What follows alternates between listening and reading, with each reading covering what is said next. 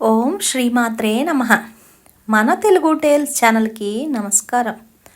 అందరికీ కూడా అమ్మవారి ఆశీస్సులు ఉండాలని ఆ తల్లిని మనస్ఫూర్తిగా వేడుకుంటూ ఇప్పటిదాకా నన్ను ఆదరిస్తున్న మీ అందరికీ ధన్యవాదాలు.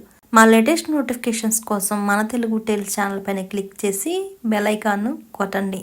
మన ఈ ఛానల్లో హిందూ సనాతన ధర్మం, సంస్కృతి, సంప్రదాయాల గురించి, వారి చరిత్ర గురించి వివరించడం జరుగుతూ ఉంది. మీకు ఈ వీడియో కానీ నచ్చితే ఒక చిన్న లైక్ ఇవ్వండి. మన ఛానల్ను ఇంతవరకు సబ్స్క్రైబ్ చేసుకోకపోతే సబ్స్క్రైబ్ చేసుకోండి. ఈ వీడియోను ఎక్కడ స్కిప్ చేయకుండా చూడండి. చాంద్రమానాన్ని అనుసరించి తెలుగువారు కొత్త సంవత్సరాన్ని ప్రారంభిస్తారు. చైత్రశుద్ధ పాడ్యమి రోజున మనము కొత్త సంవత్సరంగా పరిగణిస్తాం. ఉగాది రోజునే బ్రహ్మదేవుడు సృష్టిని ప్రారంభించాడని మన పురాణాలు చెబుతున్నాయి. మన గ్రంథాలలో వివరించిన దాని ప్రకారం మనకు ఒక సంవత్సరం గడిస్తే బ్రహ్మదేవునికి ఒక రోజుతో సమానం. అలా ప్రతి ఉగాదితో బ్రహ్మదేవునికి ఒక రోజు ప్రారంభమవుతూ ఉంటుంది. మనం అందరం పిలిచే ఉగాది అసలు పేరు యుగాది, అంటే యుగమునకు ఆది అని అర్థము. చైత్రశుద్ధ పాడ్యమి రోజున బ్రహ్మ యుగాన్ని సృష్టించాడు కనుకనే ఈ రోజును ఉగాది పండుగ మనందరం జరుపుకుంటూ వచ్చాం. ఇప్పుడు విష్ణు పురాణంలోని ఉగాది కథను విందాం. వ్యాస మహర్షి రచించిన విష్ణు పురాణం ప్రకారం సోమకాసురుడు అనే రాక్షసుడు ఉండేవాడు. ఇతన్ని హయగ్రీవుడు అని పిలుస్తూ ఉంటారు.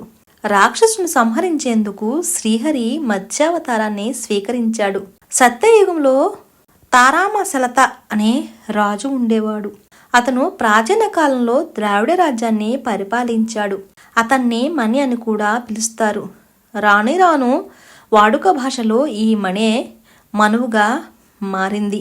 అతను విష్ణువు యొక్క గొప్ప భక్తుడు. సోమకాసురుడు కశ్యప ముని మరియు అతని భార్య ధనువులకు కలిగిన సంతానం. ప్రజలకు మానవత్వాన్ని వరంగా ప్రసాదించాడు కశ్యపుడు. ఇది ఇష్టం లేని హయగ్రీవుడు తండ్రి నిర్ణయాన్ని వ్యతిరేకించాడు.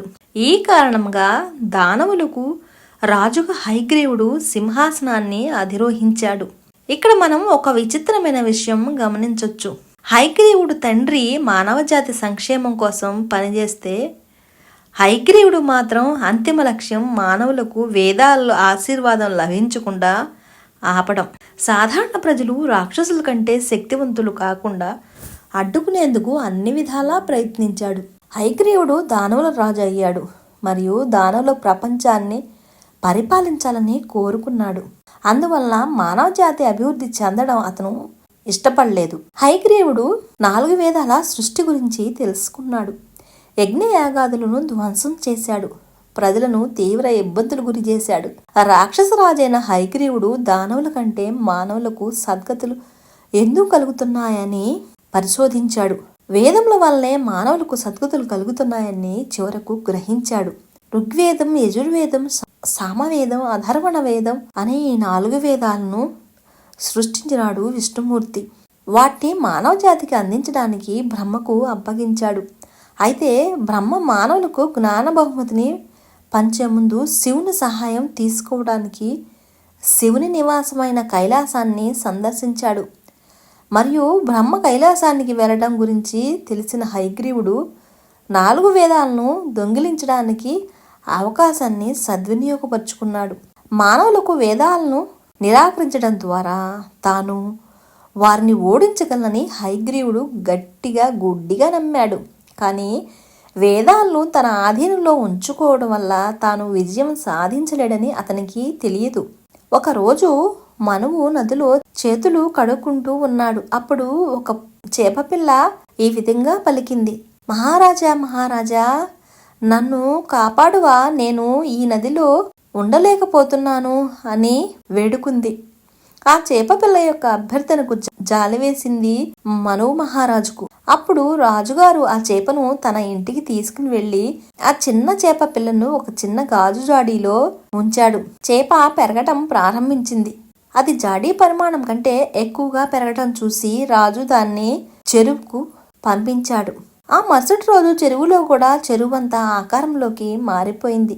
తరువాత అది గమనించిన రాజు ఆ చేప పిల్లను పట్టించి నదిలోనికి పంపించాడు. ఆ మరుసటి రోజు నది కూడా నది పరిమాణాన్ని నిండిపోయింది ఆ చేపపిల్ల.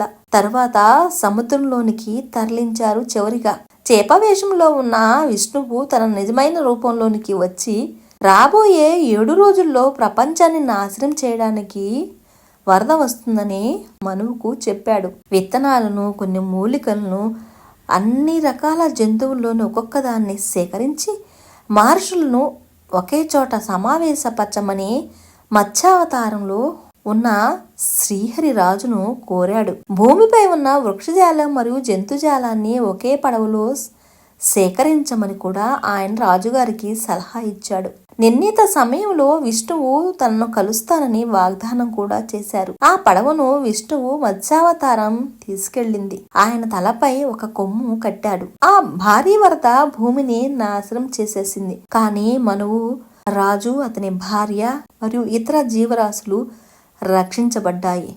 కొన్ని సంవత్సరముల తర్వాత విధ్వంసం ఆగిపోయింది మరియు పడవ సురక్షితంగా భూమికి తిరిగి వచ్చింది. రాజు మరియు రాణి వివిధ జాతులను ఉపయోగించి భూమిపై జీవితాన్ని ప్రారంభించారు మరియు భూమిపై జీవాన్ని తిరిగి తీసుకువచ్చారు. అప్పుడు శ్రీహరి మత్స్యావతారం ఎత్తి సముద్రంలో దాగి ఉన్న హయగ్రీవుని సంహరించి వేదాలను తిరిగి బ్రహ్మకు అప్పగించారు. ఆ 4 వేదాలే ఋగ్వేదం, సామవేదం, అధర్వణ వేదం. ప్రపంచానికి ధర్మాధర్మాలను ఎలుగెత్తి చెప్పే పరమ పవిత్రమైన గ్రంథాలు ఇవే. శ్రీమన్నారాయణుడు మత్స్యావతారం స్వీకరించి వేదాలను కాపాడిన మార్గశిర శుద్ధ ద్వాదశిని మత్స్య ద్వాదశిగా జరుపుకోవటం ఆనాటి నుండి ఈనాటి వరకు సంప్రదాయంగా మారింది. మత్స్య ద్వాదశి రోజు ఈ మత్స్యావతార కథను విన్న మనలోని కోరికలన్నీ తీరిపోతాయి. ఈ విధంగా బ్రహ్మదేవుని వద్ద నుండి వేదాలను తస్కరించి తీసుకుని వెళ్ళి సముద్రం అడుగున దాక్కున్న హయగ్రీవుడితో యుద్ధం చేసి ఆ వేదాలను తిరిగి తీసుకుని వెళ్ళి బ్రహ్మదేవుల వారికి ఇచ్చారు మత్స్యావతార విష్ణుమూర్తుల వారు. మళ్ళీ తిరిగి సృష్టిని ప్రారంభం చేయమని కోరుకున్నారు. చైత్రశుద్ధ పాడ్యమి రోజున బ్రహ్మదేవుడు సృష్టిని తిరిగి ప్రారంభించాడు కనుకనే అది యుగానికి మొదలు కావడంతో ఆ రోజు నుండి మనం ఉగాది పండుగగా జరుపుకుంటూ వస్తున్నాం. ప్రతి ఉగాదికి ఒక పేరు ఉంటుంది. మనకు 60 ఉగాది పేర్లు ఉన్నాయి. ఈ 60 సంవత్సరాలు పూర్తయిన తర్వాత మరలా అవే తిరిగి మనకు వస్తూ ఉంటాయి. సూర్యుని తర్వాత అత్యంత కీలకమైన గ్రహాలు శని మరియు గురువు. ఈ 2 గ్రహాలు ఉన్న చోట నుండి తిరిగి అదే ప్రదేశానికి తిరిగి రావటానికి 60 సంవత్సరాలు పడతాయి. అంటే ఈ సంవత్సరం ఉగాదికి వచ్చిన పేరు ఆ తరువాత రాబో 60వ సంవత్సరంలో ఇదే పేరు తిరిగి ఉగాదికి వస్తుంది. ఈ ఉగాది రోజున ప్రత్యేకంగా మనం చెప్పుకోవలసింది ఉగాది పచ్చడి. షడ్రుచులతో చేసేటటువంటి ఉగాది పచ్చడి. షడ్రుచుల సమ్మేళనంగా చేసే ఈ పచ్చడి జీవితంలో జరిగే వివిధ అనుభవాలను సూచిస్తుంది. జీవితంలో అన్ని భావనలు చెప్పే భావం ఇందులో మిడి ఉంది. పచ్చడి ఒక్కొక్క పదార్థం ఒక్కొక్క భావానికి, అనుభవానికి ప్రతీక. బెల్లం తీపి ఆనందానికి ప్రతీక. ఉప్పు జీవితంలో ఉత్సాహం రుచికి. వేప పువ్వు చేదు బాధను కలిగించే అనుభవాలకు ప్రతీక. చింతపండు పులుపు నేర్పుగా వ్యవహరించాల్సిన పరిస్థితి వచ్చినప్పుడు మనం నేర్చుకోవాలి. పచ్చి మామిడి మొక్కలు వగరు కొత్త సవాళ్లను ఎదుర్కొనటానికి సంకేతం. కారం సహనం కోల్పోయేటట్లు చేసే పరిస్థితులకు సంకేతం. ఈ షడ్రుచుల సమ్మేళనమే ఉగాది పచ్చడి. ఈ ఉగాదిని తెలుగువారే కాకుండా మరాఠీలు కూడా ఈరోజే గుడిపడ్వా అనే పేరుతో జరుపుకుంటూ ఉంటారు. తమిళులు కూడా పోత్తాండు అనే పేరుతో జరుపుకుంటారు. మలయాళులు విషు అనే పేరుతో, సిక్కులు వైశాఖిగా, బెంగాలీలు పోయిలా బైశాఖ్గా జరుపుకుంటూ ఉంటారు. ఈ విధంగా పేర్లు వేరైనా దాదాపుగా పండుగ అందరూ ఒకేలాగా జరుపుకుంటున్నారు. ఇదే ఉగాది కథ.